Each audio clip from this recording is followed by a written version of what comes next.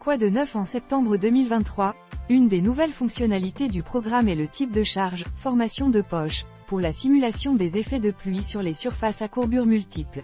Avec ce nouveau type de charge, une charge verticale est représentée en tenant compte des composants de pluie qui s'écoulent et qui s'accumulent sous forme de poches d'eau sur la surface. La forme résultante est déterminée selon l'analyse des grandes déformations. Cette fonctionnalité est notamment destinée à l'analyse des géométries de toiture à toile tendue soumises à des charges de pluie.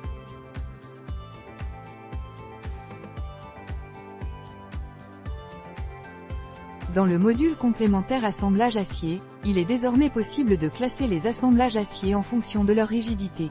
À l'aide des valeurs limites déterminées, il est possible de déterminer si les assemblages sont articulés, semi-rigides ou rigides. À l'aide de cette classification, vous pouvez décider si les rigidités d'assemblage déterminées doivent être considérées dans le modèle global.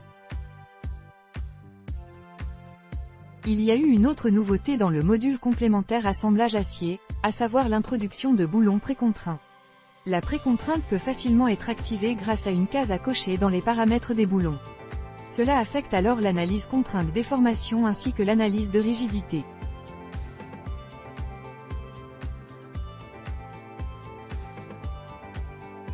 Il y a eu une nouveauté moins importante mais précieuse avec l'analyse géotechnique.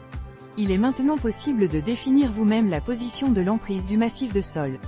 Jusqu'à présent, cela a toujours été spécifié automatiquement à l'aide des couches des profils de sol. Depuis le mois dernier, l'analyse de sismicité pour les barres en béton armé selon l'Eurocode 8 est disponible.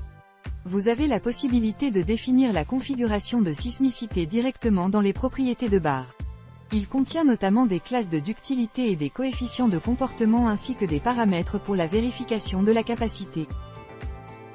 Jusqu'à présent, les vérifications des sections en acier formées à froid ont toujours été effectuées dans le plan de contrainte, c'est-à-dire à l'aide d'un flambement par flexion-torsion.